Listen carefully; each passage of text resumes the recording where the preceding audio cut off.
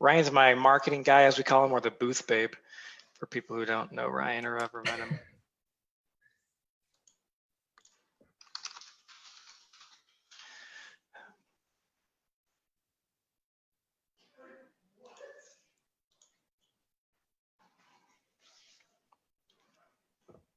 Is it snowing today? It is not snowing today. No. We're getting dumped on with rain.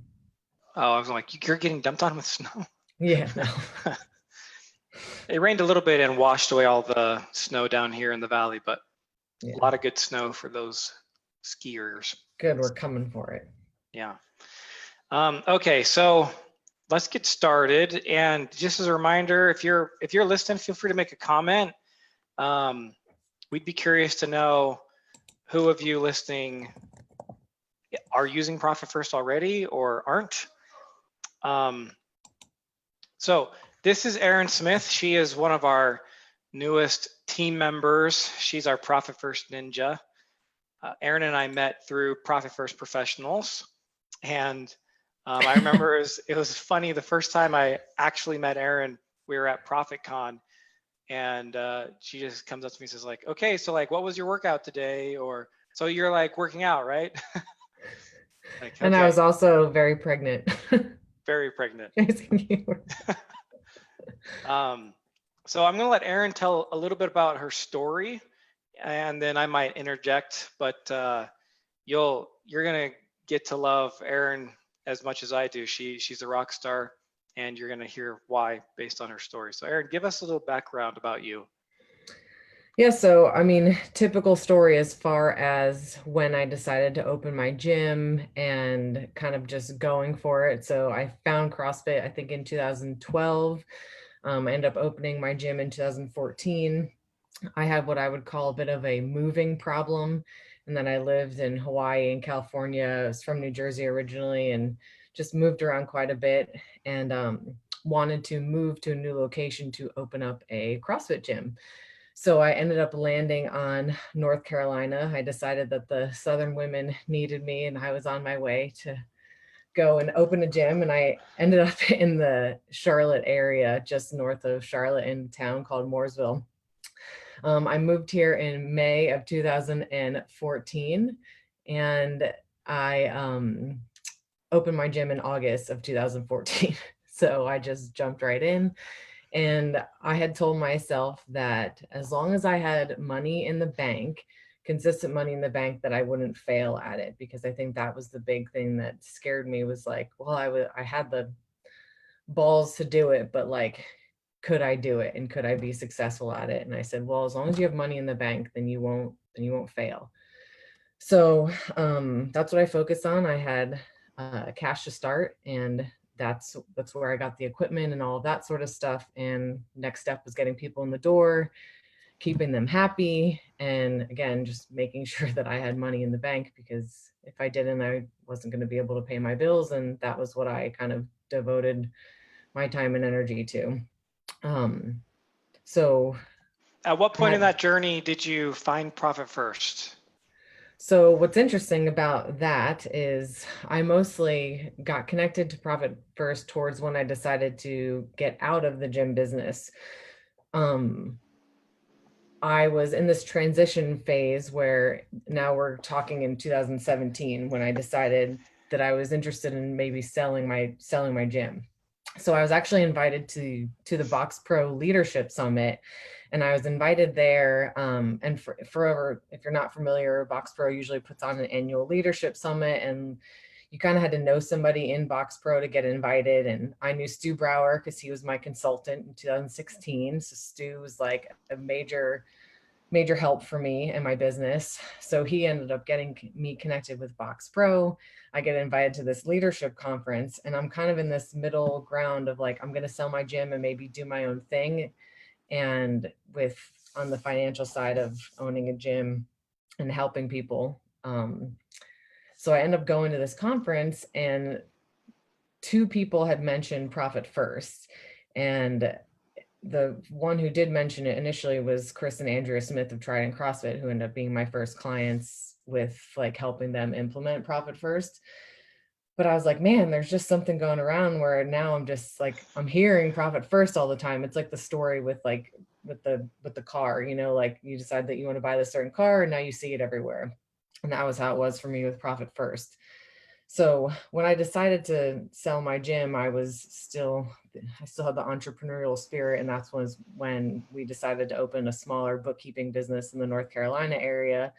And we decided to add Profit First as a service. And I wanted to get certified in it and that whole deal. So, but it was kind of like, you know, you look back in your story, like hindsight is 2020. I look back at my story and I see all the things adding up to where like I have the tool set to help people today when it comes to implementing Profit First, and just my experience on the gym ownership side and just my acute sense and awareness of like money and how to spend it and how to be good about it. But, you know, looking back, I didn't hire a bookkeeper. I did it all myself. I was incredibly like anal about my numbers. I downloaded all of my bank transactions because I didn't understand QuickBooks. I categorized them myself. I like made my own P&Ls because it just kept me accountable. But it was just all those things kind of culminated into where I'm at today. Like with having now sold the gym, with starting that smaller business, to meeting you and knowing that we needed to team up, you know, and it's been an awesome time since then. Well, so we also know that you're a Zen Planner Ninja. Like, I mean, you really geeked out in that stuff. Yeah. Erin's been able to help me on our side to run better reports through Zen Planner. So that was awesome. Tell me, so for 2014 to 2017, obviously you didn't know about Profit First. Did you have any good financial habits, or looking back, do you see that you had some bad financial habits that you see other of our clients having? Yeah. So that's what's interesting, because like I didn't implement Profit First in my gym business. We implemented it in the bookkeeping business that we had after. And obviously now I do it in my personal finances and all of that. But so where I think I went wrong was I was like a hoarder. Like I hoarded my money, and I could have hired help and I didn't. And because I was so afraid, like I'm almost like the opposite of where a lot of people are at, where people will be more willing to spend. And on my side, I was less willing to spend and more on the saving side of things. And I look back on my 2016 and I'm like, man, I should have hired some extra help. I could have taken a little bit more off of my plate. On the flip side of that, it's like I did have a tax obligation that year. I owed $10,000 and I was able to stroke a check for $10,000 without batting an eye. And I had money, like plenty of money left over. So that was the good side of it. I didn't even know what I was doing when I was doing it, you know? But obviously Any bad habits?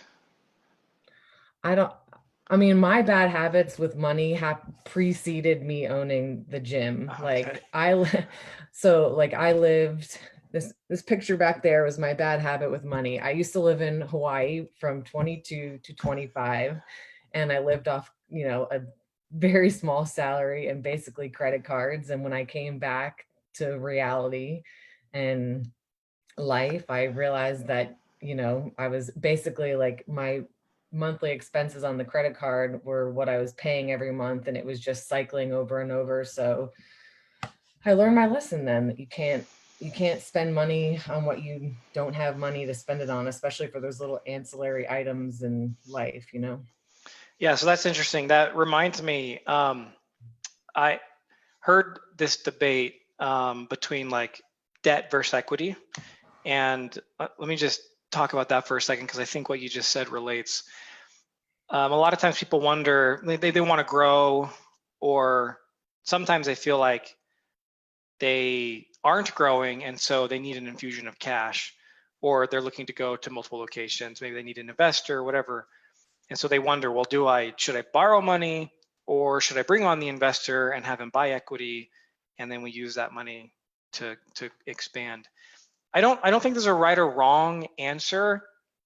I also think when I hear gym owners ask this question, they need to make sure that they're asking the right people.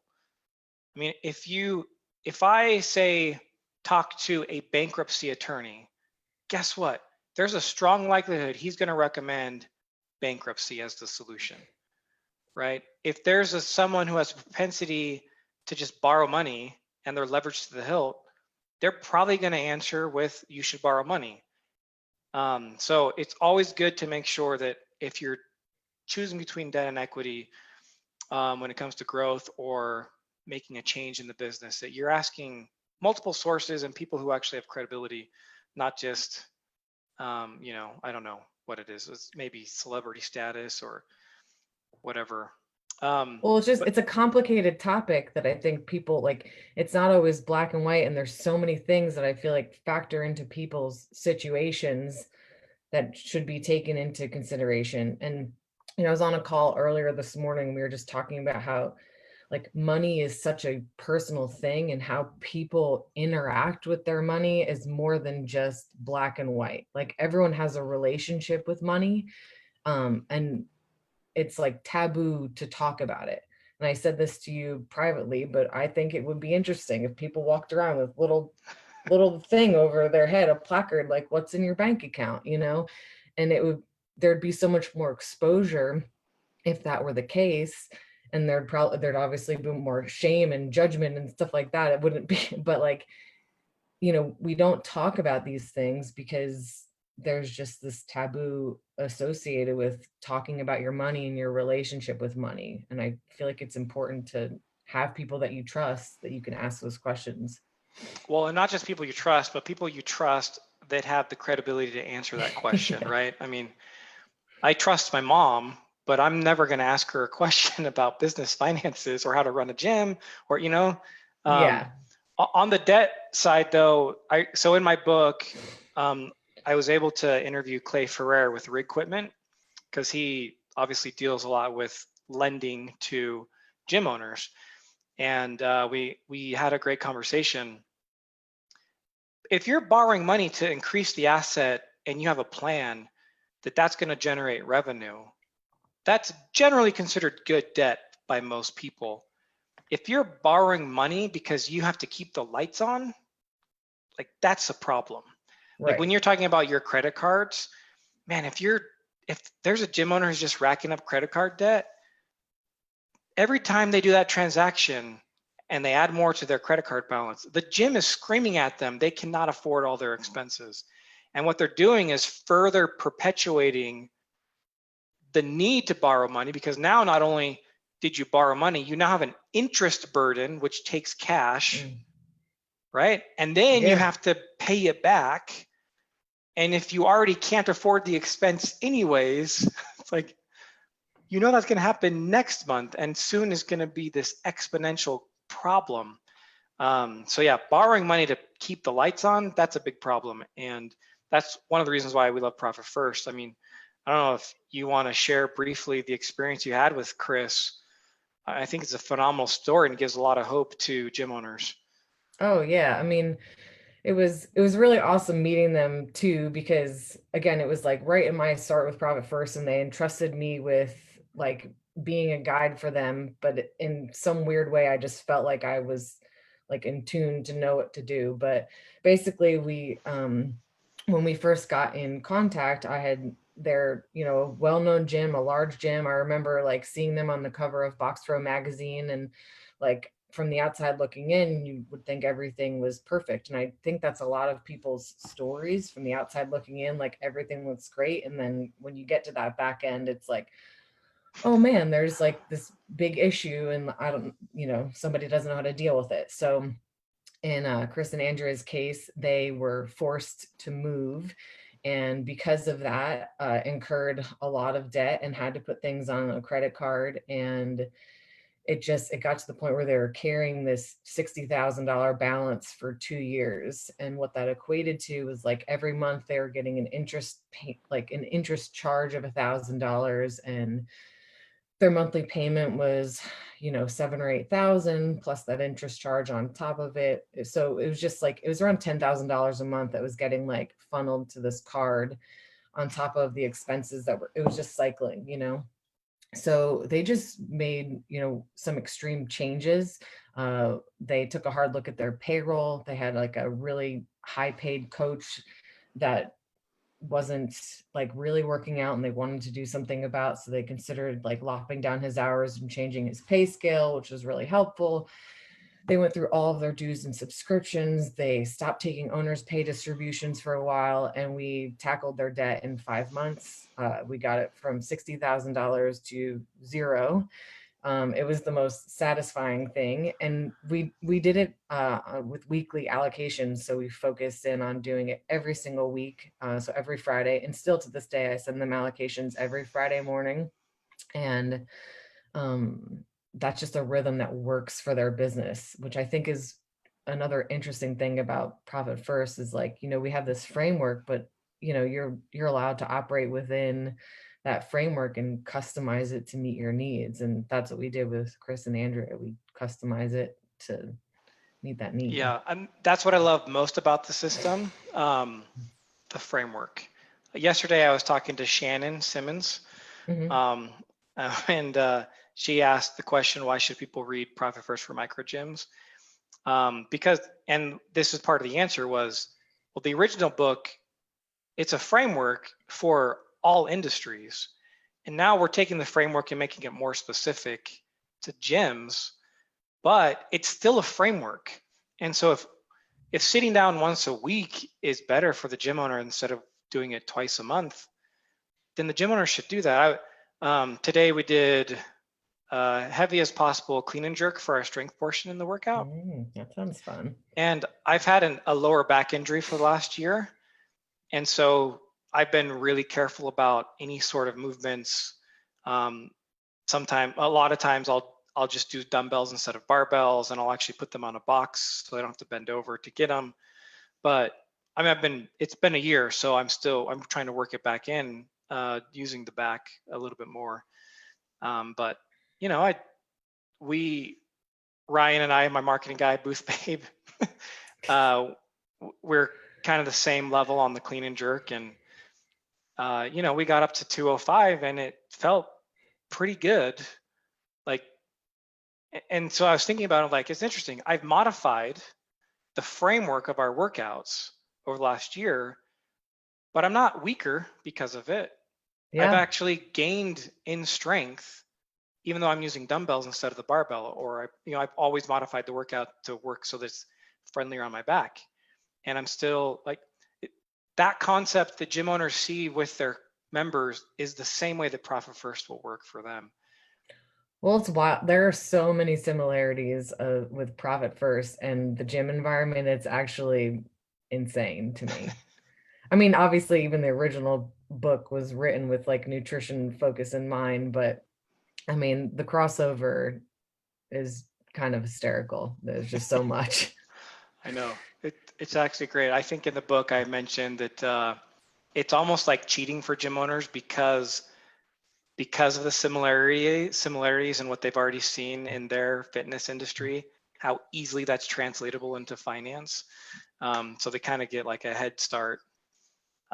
Yeah. Yeah. Well, they So sell it all day long. I mean, it's like the same thing that they present to their people, like financial health, physical health. It's the same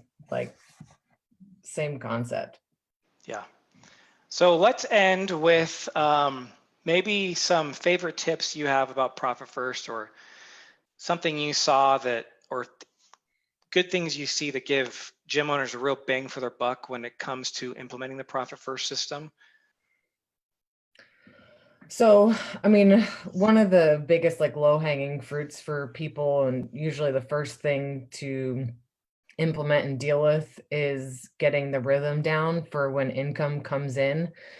So generally, most gyms, we all kind of operated the same way when opening our doors. If you came in today and you signed up, I would just like run your membership for today to next month. And then that's just when the money would trickle in, and it would be like all over the place. So I would say one of the first big steps is to get billing done on either the 1st and the 15th, or just 2 days out of the month versus sporadically coming in. That will also cut down on merchant processing fees and batch fees. There's really no need for a gym environment to batch transactions at the end of every day. That's mostly necessary for restaurants and retail and stuff like that. And batching transactions, for whoever, doesn't know, just means at the end of the day, your merchant processor will take all the money that you collected and batch it and send it to your bank account. Um, and you pay for that every single day. So another way to cut costs is, just being mindful of your merchant fees and understanding how and what they are and how to work your business around them. So making that decision to, like, hey, we're just going to bill on the 1st and the 15th or whatever days that you decide, will help create a flow for your income so that you can create flow in your expenses. And I think that's one of the most important places to start. But a lot of times too, that takes the gym owner some time, because you've got to make all those changes in Zen Planner or Wodify or Push Press or you Tribe or whatever, and that's a pain in the butt. But getting it done, I always say this: once it's done, and it doesn't have to happen again. And you've just saved yourself a ton of time for the future. And then you set up a good system for when new people come on board. You just don't give them that option, like, this is when we bill, the 1st or the 15th. So that's really, I think, the best place to start. And then in that same token is, if you can take payments via ACH, it's so much better than credit card payments because of the amount of money saved. And again, it's one of those things that you kind of dig through the muck of it in the beginning, but once you do it, it's done, and you save hundreds of dollars every single month generally. No, and that's really good, because like I was just looking at our numbers at our gym, and our merchant processing is roughly 4%, because of the Yeah. batch fees, because of the credit card transactions, because we're basically forced through our Zen Planner wants you to use Pay Simple, and if you Yeah. don't, there's an even higher fee, which is crazy because from the tax side, I mean, we're used to really closer to 2% because of the volume that we can do. Yeah. Like, man, I would rather be closer to 2%, because when you buy into a failing gym, every percent counts. It counts. It counts. Yeah, I really think that makes a big difference. And some people will say too, like, the counter to this is, when someone buys a Fit Aid or a t-shirt, and, if you don't want to, like Zen Planner has the self-service kiosk and stuff like that. And yeah, it would be great to have all that stuff hands off. And I'm sure there's different ways that you can do workarounds for it. But when I implemented 1st and 15th at my gym, because I did do that, I did switch everyone from all the sporadic billing to 1st and 15th. I switched everyone to ACH. So I saw the benefits, and they were huge. So what I did was, um, I had the list and the punch cards for Fit Aids, and I just would go in twice a month or whatever before that billing was about to hit, and I'd put everything on people's accounts, and they would get charged for everything that they consumed on those dates. It wasn't like you leave the gym and I run your credit card for $3.20 for your Fit Aid, and then that costs me 30 cents to get that money from you. Like, and you only profit $1 on a Fit Aid Yeah. anyway. So it's not worth it. It's no, I mean, restaurants do tabs all the time. So that's really what you're talking about. Yeah. Well, that's great. Eryn, I'm grateful you came on today. And if you guys have any questions for us or Eryn, please email us. I'm John at insighttax.com. Eryn is Eryn at insighttax.com. Imagine that. ERYN. But hey, guys, thanks for tuning in. And again, if you have questions, let us know and we'll find a way to respond.